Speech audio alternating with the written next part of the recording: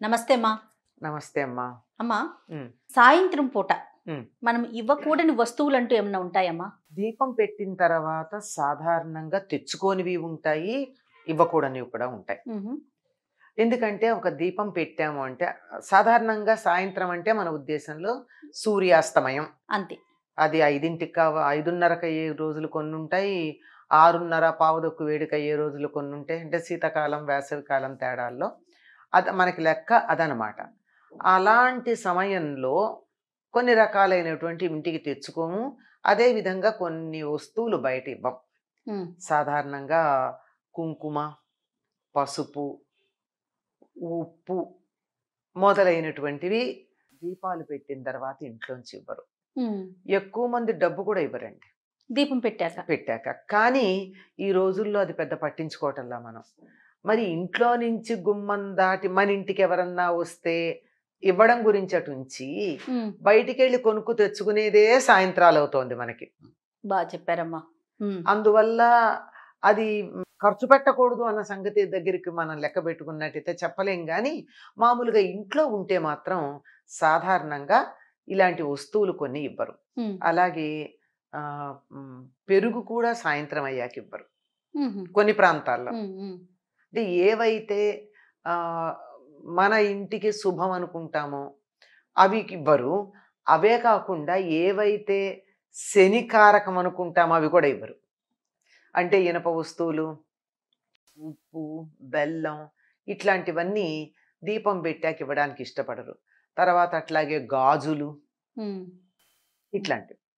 దీని వెనుక ఉన్న ఆంతర్యం ఏంటమ్మా? అసలు ఎందుకు ఇవ్వకపోవటం, ఎందుకు అట్లా? అంటే మనకి ఒకప్పుడు పూర్వకాలంలో అంతా కూడా సూర్యోదయం నుంచి సూర్యాస్తమయం దాకా పగల కింద లెక్క వేసుకుని, అంటే సంధ్యా సమయం కూడా అందులో కలిసి ఉంటుందనుకోండి. మ్. ఇంకా రోజుని అప్పటికి ఆపేయాలి.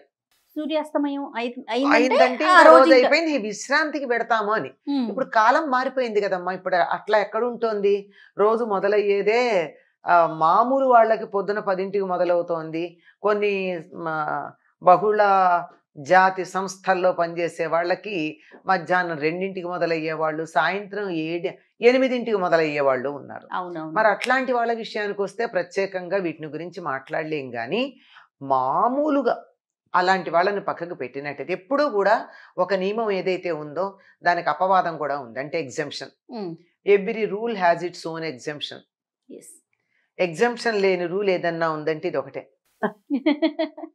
అలాంటిదప్పుడు మ, అలా ప్రత్యేకంగా ఉండే వాళ్ళని కనుక పక్కకు ఉంచినట్టయితే మిగిలినవన్నీ కూడా చాలా జాగ్రత్తగా పాటించేటటువంటి సందర్భంలో ఇలాంటివి చెయ్యరు. ఓకే అమ్మా. అంతే. అంతేగాని దీనికి ప్రత్యేకమైన కారణాలంటూ ఏమి? కారణాలంటే ఇప్పుడు కొన్ని శనికి సంబంధించినవి ఉన్నాయి. ఆ, శని నల్లని వాడు చీకటి అని కదా. అవునా? అంచేత చీకటికి సంబంధించింది నల్లగా ఉండేటటువంటివి వీటి గురించిన కొంచెం పట్టింపులు ఉంటాయి. ఆ. కానీ ఈ రోజుల్లో సాధ్యమవుతోందమ్మా? జరగదమ్మా. ఆ? ఎందుకంటే ఇప్పుడు నేను చాలా బాధపడుతూ ఉండే విషయం ఏమిటంటే మనం ఇది చెయ్యి ఇది చెయ్యకూడదు అని చెప్పే చాలా అంశాలు ఆ, ఆదర్శప్రాయమైన వాతావరణంలో మాత్రమే అమలు జరపడానికి వీలవుతాయి. దాన్ని మేము ఫిజిక్స్ పరిభాషలో చెప్పాలంటే ఎన్టీపీ అంటాం. మ్మ్. అంటే normal temperature and pressure. Yes.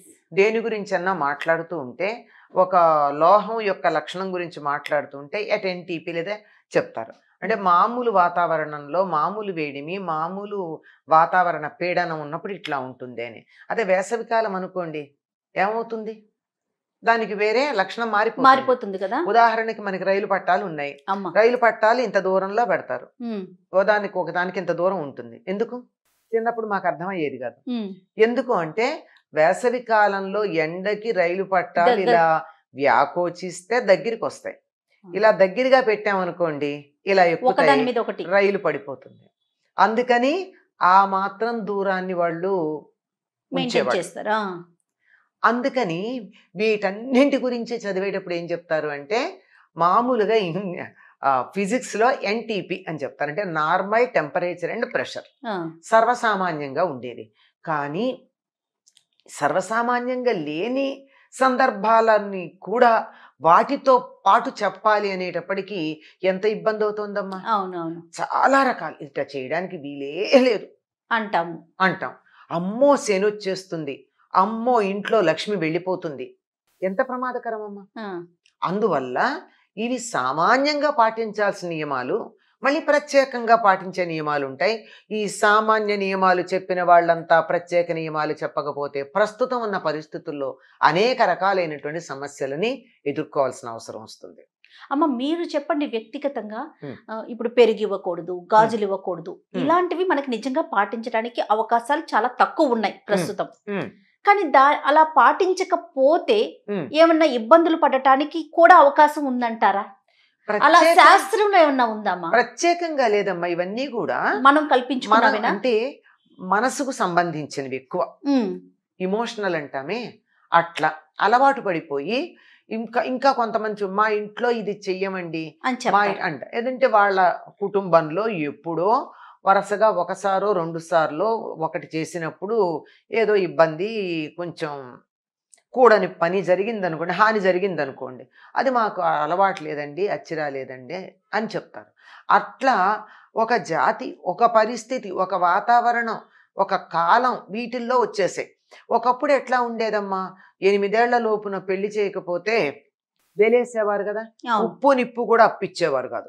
ఏంటి పెళ్లి చేయకపోతే ఆ ఆడపిల్లకి కుటుంబానికా? 8 ఏళ్ల లోపల పెళ్లి చేయకపోతే వాళ్ళని దూరంగా ఉంచేసే వాళ్ళ కుటుంబం, ఊళ్ళో వాళ్ళెవరు వాళ్ళతో మాట్లాడేవాళ్ళు కాదు, వాళ్ళ ఇంట్లో శుభానికి అశుభానికి ఎవరు వెళ్ళేవారు కాదు.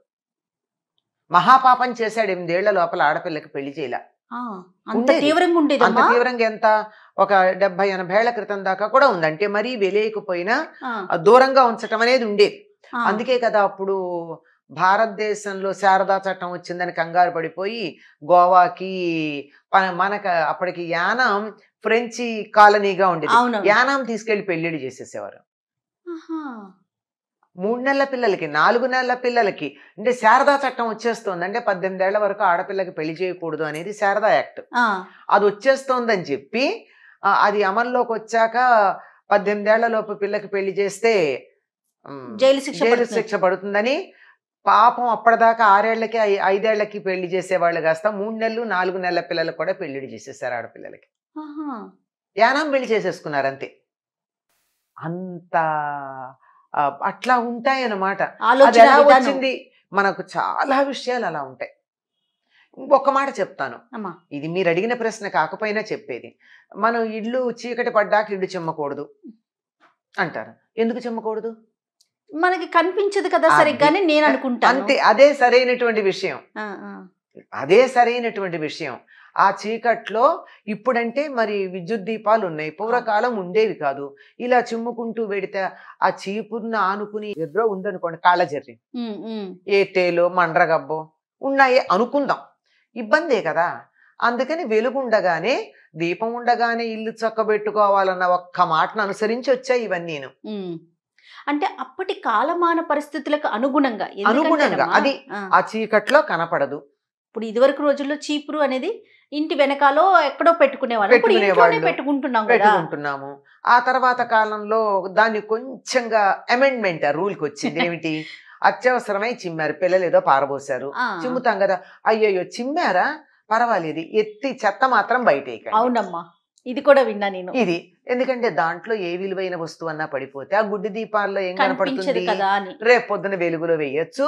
రెండోది, అక్కడ చెత్త దగ్గరికి వెడితే ఏ పురుగో పుట్రో ఉంటాయి, వాటిల్లో పడకుండా ఉంటారు, ఓ పక్కకి పెట్టి చెత్త రేపు పొద్దున వేయండి. నేనేం విన్నానో తెలుసమ్మా, లక్ష్మీదేవిని బయట పడేయకూడదు. అదే మరి నేను చెప్పేది అదే.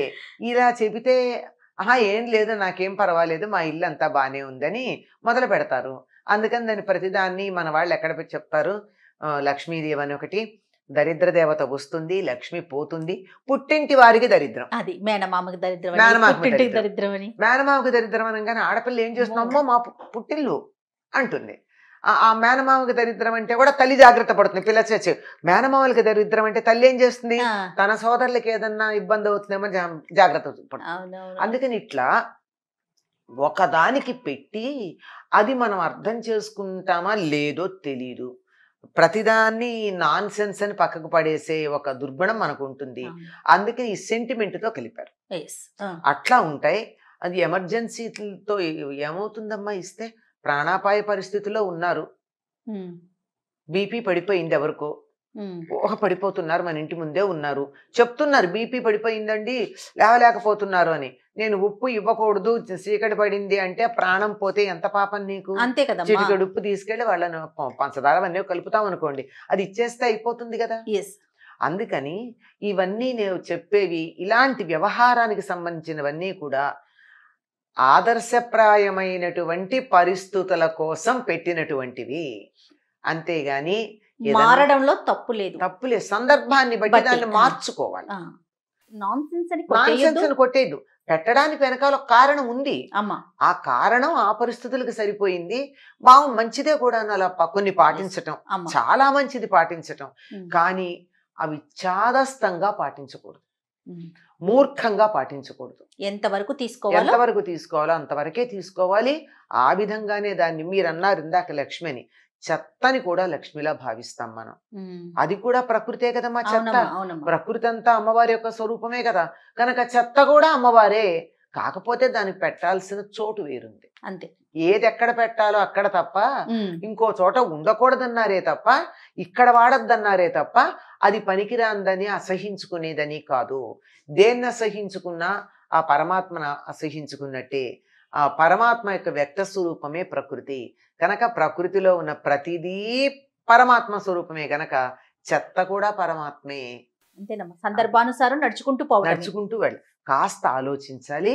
వీలైతే పాటించండి, తప్పేం లేదు. ఎందుకంటే విషయం తర్వాత తరాలకు తెలుస్తుంది కనుక వీలైనంత వరకు పాటించండి. లేని సందర్భంలో మూర్ఖత్వానికి వెళ్ళాలి, పట్టు విడుపులు నేర్చుకోవాలి తప్పకుండా. నమస్తే.